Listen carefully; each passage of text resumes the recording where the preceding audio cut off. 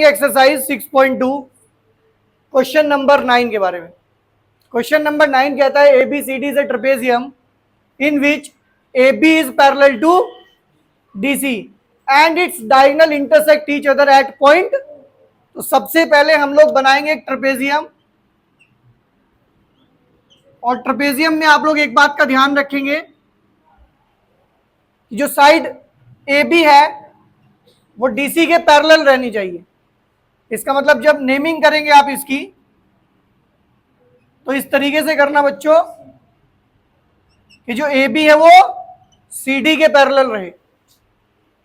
Diagonals intersect करते हैं eight point O point पर डायगोनल क्या करते हैं, इंटरसेक्ट करते हैं। तो सबसे पहले हम लोग बच्चों लिख लेते हैं गिवन, और इस क्वेश्चन में गिवन है ABCD is a trapezium. Secondly यहां पर AB जो है ना बच्चों, it is parallel to DC। What we need to prove, we need to prove AO upon BO, CO upon DO। अभी प्रूफ करेंगे। देखो हेडिंग डालेंगे प्रूफ, और यहीं से हमारा मेन सॉल्यूशन। देखो बच्चों इधर ध्यान दो। देखो क्वेश्चन तो BPT से होगा क्योंकि BPT वाली एक्सरसाइज है, ठीक है। अब ध्यान से देखना करना क्या है इस क्वेश्चन के अंदर। सबसे पहले आप लोगों को इस क्वेश्चन में कंस्ट्रक्शन करनी पड़ेगी, और वो कंस्ट्रक्शन देखना क्या होगी बच्चों। आपको इस O पॉइंट से पास होने वाली एक लाइन ड्रॉ करनी है, और इस लाइन को हम नेम देते हैं EF, और एक कंडीशन और फॉलो करानी है यहां पर। ये जो लाइन है ना आपकी EF, ये AB के भी पैरेलल होनी चाहिए, और that is it must be parallel to AB as well as DC। तो लिखो बच्चों, draw a line EF passing through O such that, एक कंडीशन भी फॉलो कराएंगे आप, EF must be parallel to AB as well as parallel to DC। ये तीनों side parallel है, AB, EF एंड DC। अब आपको इसमें BPT लगानी है 2 बार, क्लियर।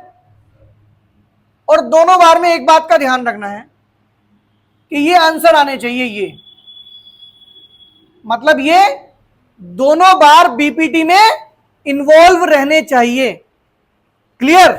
चलो सबसे पहले मैं लगाता हूं इन ट्राइंगल ADC। मैं दिखाता हूं कहां है ADC।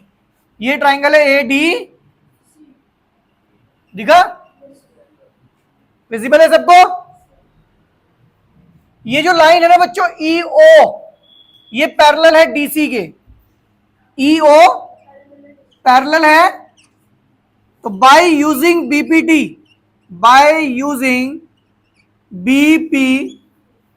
पता है क्या आएगा, यहां से आएगा AE अपॉन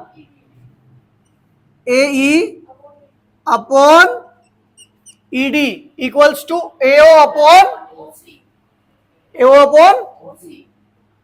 देखो एक काम करना बच्चों, आप ना OC मत लिखना क्योंकि इन्होंने CO लिखा है, आप भी इसे CO लिखना। इक्वेशन नंबर 1 क्लियर है। जैसे इन्होंने AO लिखा, हमने OC नहीं लिखा, हमने भी इसको CO लिखा, नहीं तो हमें बाद में फिर चेंज करना पड़ेगा। ये बात समझ में आ गई आप लोगों को। मैंने आपसे कहा कि अब दोबारा जब BPT लगाएंगे तो ये बात ध्यान रखना, जिस ट्रायंगल में आप BPT लगाओगे ये साइड उसमें भी आनी चाहिए भाई, तभी तो आपकी एक साइड बराबर रहेगी दोनों में। तो ऐसा ट्रायंगल पकड़ो दोबारा से जिसमें AE और ED आए। इस बार ट्रायंगल ADB पकड़ लो, लगाओ भाई। In triangle ADB, in triangle ADB, दिखा। देखो इस बार ईओ पता है किसके पैरेलल है? ईओ इस बार ए बी के पैरेलल है। ईओ इस बार मतलब इस बार ट्रायंगल नहीं, ऐसे उल्टा बना हुआ है ऐसे, लेकिन बीपीटी हम फिर भी ऐसे ही लगाएंगे ऊपर से नीचे की तरफ, जिससे हमारी कंडीशन सेम रहे। चलो भाई, by using BPT A upon equals to BO upon equation number 2। अब एक बार जरा left hand equation number 1 and equation number 2 देखेंगे सब लोग। इनकी लेफ्ट हैंड साइड तो इनकी राइट हैंड साइड भी, तो लिखो फ्रॉम इक्वेशन 1 एंड इक्वेशन 2 क्या आएगा बच्चों यहां से? AO upon CO BO upon, लेकिन शायद ये प्रूफ नहीं करना था, यही करना था, नहीं करना था। इसका मतलब कुछ तो प्रॉब्लम आ गई। ये दोनों एक्सचेंज करने पड़ेंगे, ये दोनों, और इस तरह से डायगोनल्स एक्सचेंज करने पे वैल्यू पे कोई इफेक्ट नहीं पड़ता है। देखो क्यों? क्योंकि ये इधर मल्टीप्लाई में, नीचे डिवाइड में आ जाएगा, वो मल्टीप्लाई नीचे डिवाइड में ऊपर जाके, तो आप इन्हें एक्सचेंज कर दो। आपका एओ अपॉन और is equals to CO upon, और कोई रीजन देने की जरूरत नहीं है, इंप्लाइज करके लिखो। और यही आपको क्या करना था? प्रूव करना था। ये हमारा क्वेश्चन नंबर 9 हो गया। करेंगे क्वेश्चन नंबर 10 की। क्वेश्चन नंबर 10 कहता है the diagonals of a quadrilateral ABCD intersect each other at point O such that AO upon BO is equals to CO upon DO show that ABCD is a trapezium. आपको नहीं लग रहा है question number 9 का reverse है? जो वहां पर गिवन था वो यहां प्रूफ करना है, और जो वहां प्रूफ करना था वो यहां गिवन है। तो बात करेंगे क्वेश्चन नंबर 10 में। सबसे पहले बनाएंगे फिगर, और फिगर में हम लोग बनाएंगे एक क्वाड्रिलेटरल। देखो प्रूफ ट्रेपेजियम करना है, तो मैंने बना तो ट्रेपेजियम ही दिया, लेकिन मैं इसको यूज करूंगा एज अ क्वाड्रिलेटरल। ठीक है बेटा, तो इसका नेम लिख लेते हैं ABCD। डायगोनल्स ओ पॉइंट पर इंटरसेक्ट करते हैं। इधर देखो बच्चों, हेडिंग डालेंगे गिवन। तो गिवन में इस बार ABCD क्या है? Is a quadrilateral. क्या है बच्चों? ये क्वाड्रिलेटरल है। One more thing is given, AO upon is equals to CO upon DO। अगर मैं यहां 2 प्रूफ की बात करूं, तो मुझे प्रूफ करना है ABCD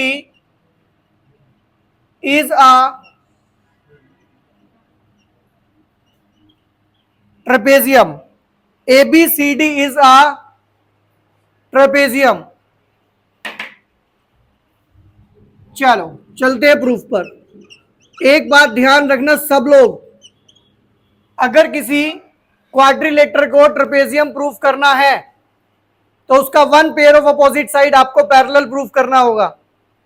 कोई भी एक पेयर जो अपोजिट है आपको पैरेलल प्रूफ करना होगा। इट मींस दैट अगर मैं अपने क्वेश्चन की बात करूं तो मुझे प्रूफ करना पड़ेगा AB पैरेलल टू DC।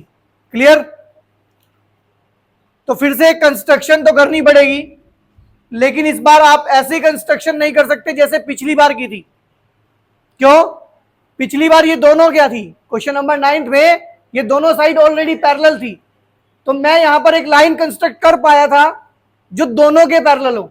लेकिन इस बार हम कोई ऐसी लाइन ड्रॉ ही नहीं कर सकते जो दोनों के, लेकिन किसी एक के पैरेलल तो कर सकते हैं ना। किसी एक के पैरेलल तो किसके पैरेलल कर देते हैं? DC के पैरेलल कर देते हैं। लिखो भाई, draw a line EF passing through O such that, देखो बच्चों इस बार हम इन्हें दोनों के पैरेलल नहीं लिखेंगे, एक के पैरेलल लिखेंगे, such that EF is parallel to, तो ये जो लाइन इस बार आप EF ड्रॉ करेंगे, इस बार ये केवल DC के पैरेलल है। क्लियर? अच्छा, ये जो आपको कंडीशन दे रखी है ना बच्चों, AO upon BO, CO upon DO, ये तो पता है ना आपको, गिवन है। थोड़ा सा इसके डायगोनल एक्सचेंज करके रख लो पहले से ही, मतलब AO अपॉन CO और BO अपॉन इक्वेशन नंबर 1 बना के रखो, काम आएगी अभी ये। ठीक है, चलो अब जो लाइन आपने पैरेलल अभी ड्रॉ की है उसको एज ए बीपीटी में यूज किया जाएगा। देखो कैसे करेंगे बच्चों, इस ट्राइंगल को देखो जरा, दिखा? इस ट्राइंगल में ईओ जो है वो डीसी के पैरेलल है। In triangle ADC what, EO is parallel to DC, EO DC के पैरेलल है। बात समझ में आ गई? तो यहां से आएगा आपके पास AE upon ED equals to AO upon, इसे बनाओ इक्वेशन नंबर 2। बात समझ में आ गई? ये हाँ, यहां पर हम लिखना भूल गए भाई, लिख देना बाय यूजिंग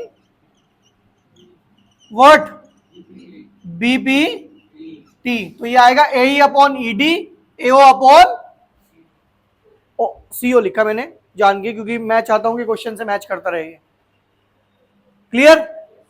अब जरा इक्वेशन 1 एंड 2 देखो आप, इसकी लेफ्ट हैंड साइड और इसकी राइट हैंड साइड इक्वल है, तो इसका मतलब ये जो बचे हुए पार्ट है दोनों, ये भी आपस में क्या होंगे, इक्वल होंगे। तो लिखो from equation 1 and 2, from equation 1 and equation 2, ये आएगा आपके पास BO upon DO is equals to AE upon ED।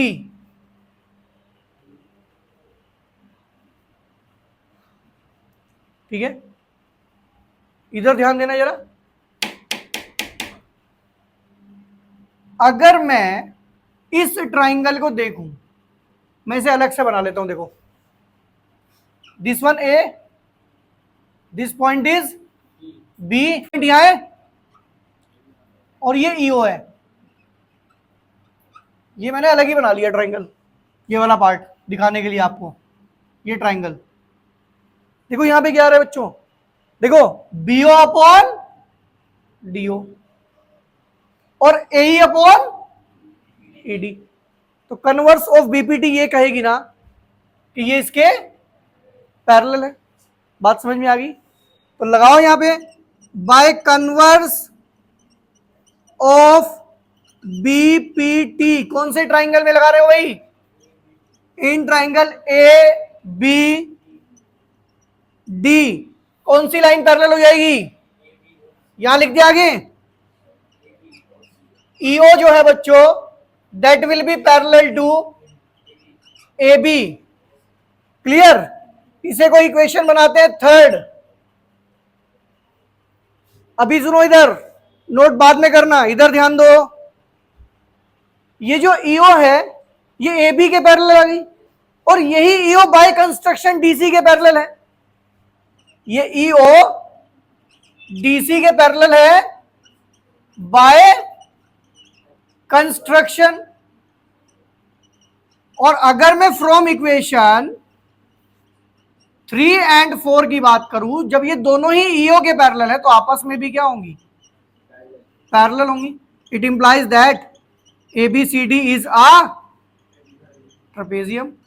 हमने कहा था आपसे कि अगर आप 1 पेयर ऑफ पैरेलल्स दिखा दो अपोजिट साइड तो ये ट्रेपेजियम बन जाएगा। क्लियर?